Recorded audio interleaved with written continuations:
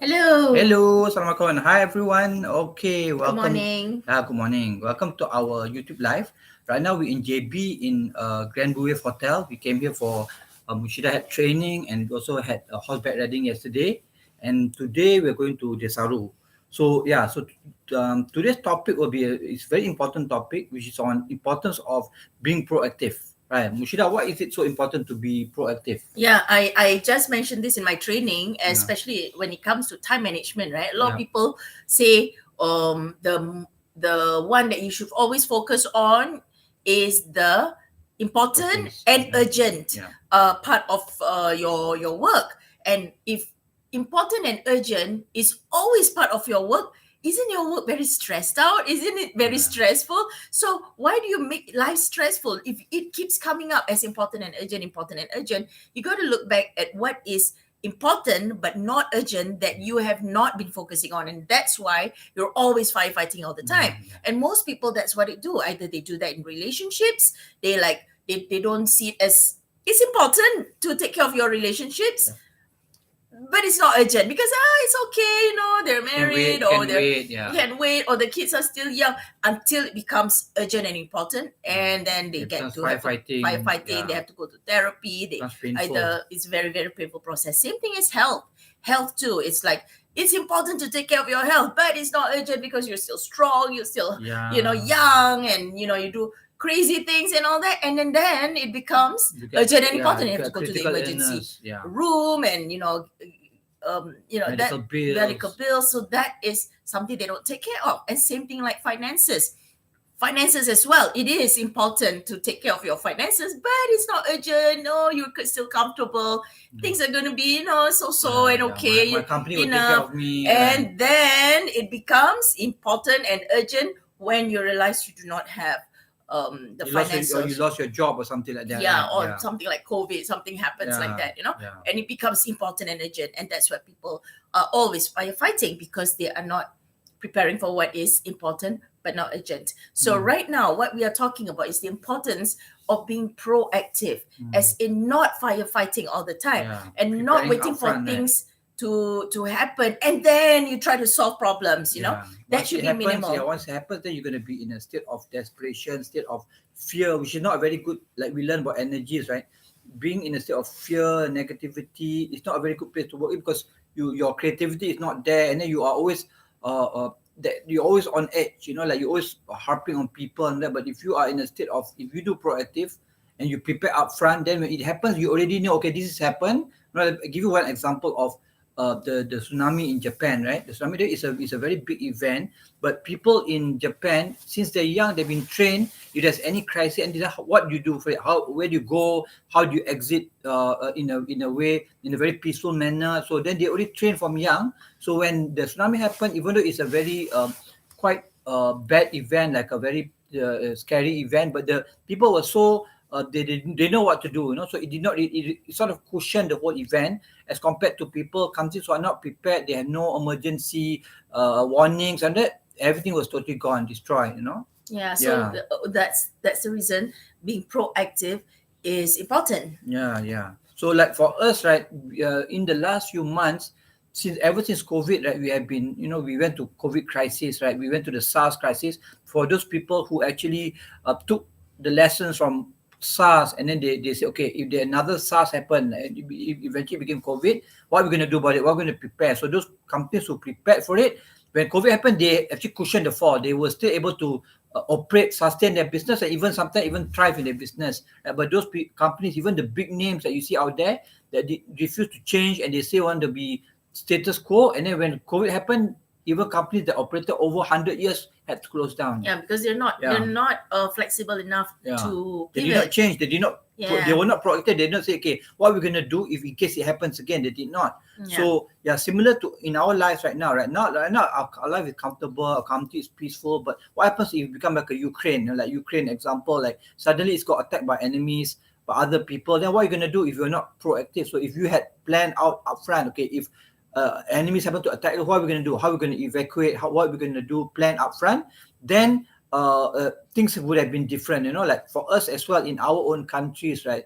Okay, now because of the COVID and other things, and climate change, a lot of people are talking about food security, food crisis, right? So what happens, what are you going to do if there is a food crisis, the lack of food, like you go to supermarket, there's no more food to buy, and then food prices goes up and it's too expensive for us to buy. What are we going to do? So we must think in our mind right now, what is our plan? What's our action plan? If this happens, what are we going to do? Don't wait until it happens. Then by the time you don't have any more food and you're going to be fighting over food. So now is the best time for you to prepare. Like for us, what we did was we actually went around looking for land, so where we can grow our own food. We went around Malaysia looking for land, and we were so able to meet our partners now, Ashraf and Nazir, to partner, and we have a land in Desaru, 25 acres, where we are going to areas of the agriculture, growing our own food. We have our own livestock, sheep.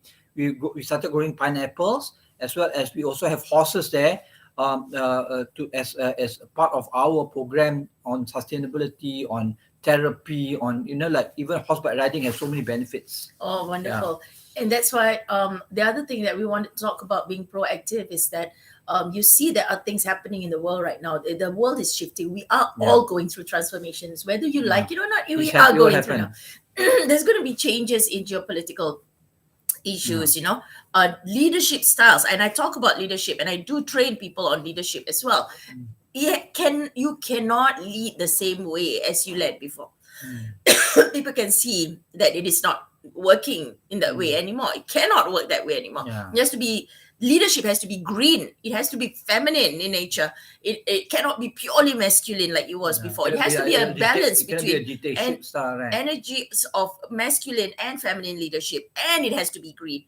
And also, climate changes are happening, so it's so important for environment preservations right now, and also sustainability, not only in terms of land, environment, but also the humans. In order for you to be sustainable, there has to be inner sustainability, which focuses on your mindset, your mental health, your besides physical health, it has to be your spiritual health and your emotional health, your emotional intelligence. And that was what I was teaching couple of days here in Johor Bahru, and that's exactly it. It is inner sustainability that is so needed right now. And how many people they couldn't sustain themselves, they go through so many mental health problems, psychological problems, depression, especially during COVID. So with all of this, and it is normal, because as long as there's change, there's discomfort, and people are trying to adjust to the new normal.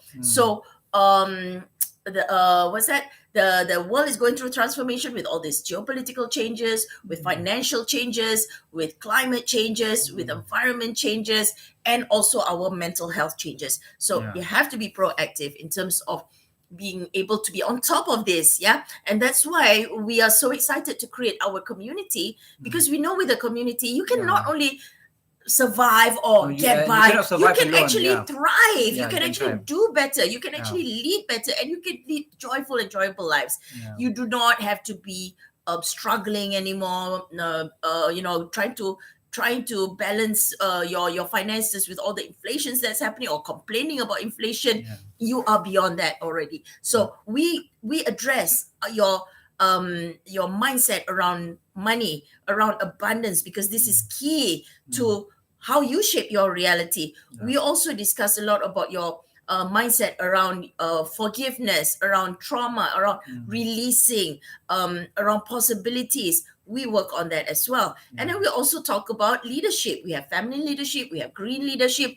We also have speakers like Nazir, who talks about agriculture, right? Permaculture, it's a whole ecosystem of agriculture, circular economy, that kind of thing. And then also Ashraf will be talking about livestock, how you can make a sustainable livestock, for to overcome food crisis. And for us, we also focus a lot on communities and how to develop positive communities. How do you create positive communities?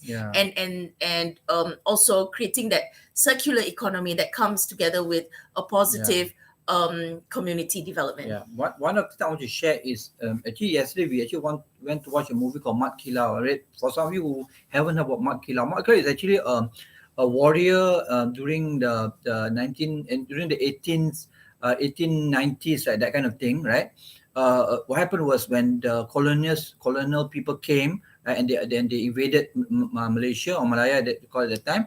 So I mean, I'm not talking about all the people are bad, but there are always some people who abuse their power. For example, they charge a higher taxes, they oppress people. So there was a group of people, including Mak Kila, who was chosen to become the leader to actually defend the community. And then what I noticed, the difference between Mak Kila and the other villagers was Mak Kila, since he was small, he's been trained, right, physically inside defense with weapons, and his most strongest point is his spiritual. He's very a spiritual, a principle, value based person. So and then he got chosen to become leader. And when we see, in not just in Makila movie, but in all over the world, when you have a very good, righteous, principle based leader, spiritual leader, it makes all the difference, because they can create a lot of change, right? So there's a lot of lessons that we can learn from the movie that we can apply in our real life. For example, like the don't be divided, be united, right?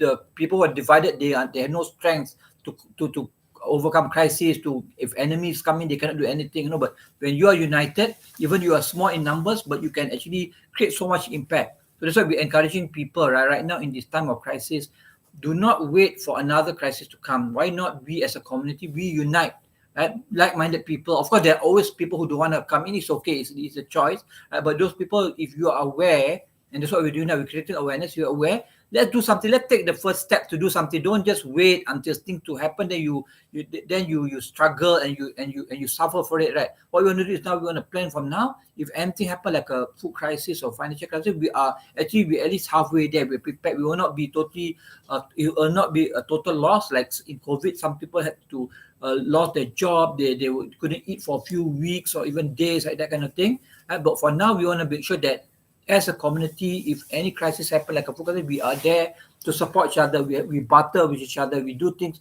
We do good things, and help each other out. And that's what we want to do. We want to create, our Desaru vision is to create a like-minded community. You have an option to stay there as well. It's 25 acres to build your house there. But that one is, we have certain criteria that we have for people to stay there, because we want to make sure that it's the like-minded people who go there and commit and contribute to social impact. It's not going to be a place that we retire and just do nothing, but it's going to be people who come in have to contribute in the areas that we are focusing on, which is either agriculture, the horse management, or the livestock management, and maybe even later on more things to come. But there must be that kind of like-minded people giving, that they want to be able to help others in times of crisis.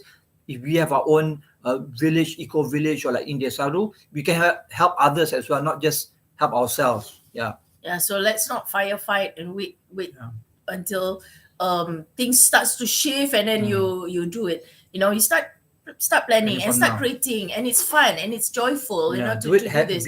have And joy along the way. Right? yeah, and it's abundance. There's so Yeah. much abundance. You can create money with it. You can still, you don't have to live in a farm. You can still travel the world. Right now, travel is okay already. You can travel the world. You can still live in your luxuries, and be able to do this at the same time, so that it doesn't become firefighting in the end. Okay. So with that, Yeah. remember to join us this Saturday. Yeah. We're having our Sustainability for Good Masterclass, which this class, the objective is actually to create awareness on the importance. What you're going to do, take the first step to move towards long-term sustainability in terms of to overcome food crisis, financial crisis. At the same time, in our community as well, we have ongoing lessons and workshops for you to learn from. So like we have partnered with the best people who are already on the ground doing things that have shown results. So we want you to be able to do, like, even if you're from other countries, you'll be able to start something in your own country, right? Like for us, we started by getting a land, starting to grow our own food. So there's a lot of options for you to do. Even even though you don't have a land, but you can always start somewhere. Like Nazir teaches people from their own community. They are having their own like condominium apartment. They have a small part of a space where they can grow their own vegetables. It also can be done. So at least start somewhere. The most important is to get the knowledge first. So if once you have the knowledge of growing your own food, preparing for all these things, before you can go anywhere in the world, you can still apply it. Like you can be in Malaysia, you can be in US, you can be anywhere. And the most important is for us to teach to others, so it can be passed on from generation to generation. So our children, even though it doesn't happen in our lifetime, if it happen in our children's lifetime, they can benefit from it and they are prepared for it. Versus the worst thing that I was telling Mushida, the most heartbreaking thing is we as adults, we have a choice. We can make a decision. We can choose. But children, they don't have that faculty. They are too young. And then if we as an adult, we have children and we do not prepare for it, then when it happens, like during there's one time there's a flood in KL, right? And then people were stranded on the roof for 1 week. And then the children also died, and it's very heartbreaking as parents to see your children suffer, right? So what we want to do is, if we have done all we can, it still happens, then there's not much we can do. We just leave it to the Almighty. But if we did not do anything, we were not prepared, then we see our children suffering. Then for me, it's very heartbreaking, because you will have a lot of regrets in our life. So that's what we want to do now is don't just think about ourselves, but think about our future generation, our children. We want to create a better world for them, and then make sure that at least we leave a legacy with them, and then let them do whatever they want to do. But at least we have a land. They can have an option to stay at the land, do farming and all that. They have that option. Or if they want to do something else, it's totally okay. But at least you give them the option. Then if anything happens, they have that place, like a sanctuary to go when things happen. Yeah. Okay, thank you so much. So Yeah, see you this I'll put the Saturday. link in the comment section, in the description section, the link for our masterclass. All you need to do is just register, put your name, your email, and then immediately you will get email about the details of the program. Okay. Right, see you Bye. then. Okay, have a blessed holiday. Bye bye, everyone.